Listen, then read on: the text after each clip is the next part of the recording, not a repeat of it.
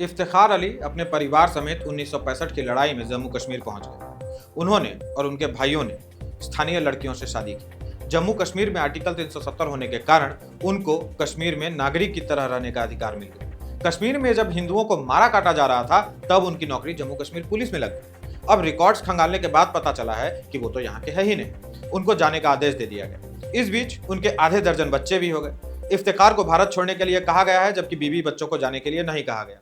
उनकी बीवी कह रही हैं, अब हम कैसे रहेंगे।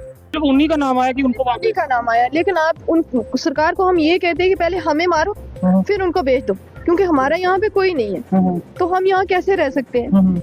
उधर ओसामा कह रहा है उसका थॉट प्रोसेस काम नहीं कर रहा। 17 साल पहले ओसामा भारत आया था। यहीं उसने पढ़ाई लिखाई शुरू की। 10वीं के बाद 12वीं और फिर हायर स्टडी। एक तरफ पढ़ाई चलती रही, दूसरी तरफ इसने अपना वोटर आई कार्ड बनवा लिया, राशन कार्ड बनवा लिया।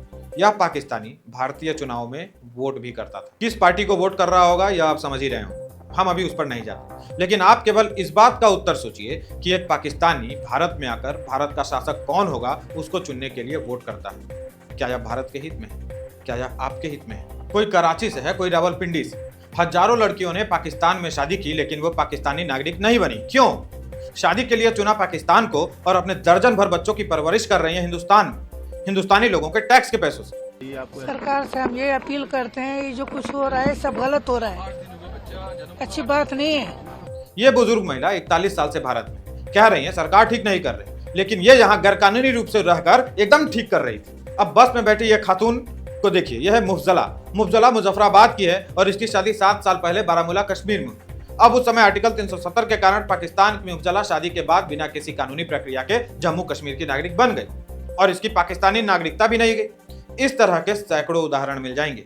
कश्मीर से लेकर बिहार तक के मुसलमानों की रिश्तेदारी पाकिस्तान में मिल जाएगी। ये इसी आधार पर आते जाते रहते हैं। इनमें से कौन खबरी है, कौन ओवरग्राउंड वर्कर है, कौन उनका मददगार है, अब आप पता करते रहे।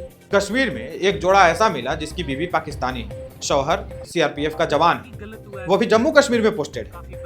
मैं किसी जवान पर आरोप नहीं लगा रहा, लेकिन यहाँ हमारे राष्ट्र को थ्रेट है कि नहीं यह आप तय कीजिए। क्या आप जानते थे कि लाखों की संख्या में भारतीयों ने पाकिस्तान में निकाह किया हुआ है? जिनका निकाह 1947 से पहले हुआ उनसे शिकायत नहीं की जा सकती, लेकिन 1947 के बाद जिन लोगों ने पाकिस्तान में नाता जोड़ा वो तो शक के दायरे में आएंगे। सच तो यह है कि हम भारतीय एक टाइम बम पर खड़े हैं। कभी पहलगाम, कभी पुलवामा, कभी मुंबई, तो कभी अहमदाबाद और कभी दिल्ली। हम क्यों इतना बड़ा खतरा सहते रहे? इसलिए जितनी जल्दी हो सके एनआरसी लागू करके देश के भीतर के पाकिस्तानी और बांग्लादेशी तत्वों को बाहर करना होगा।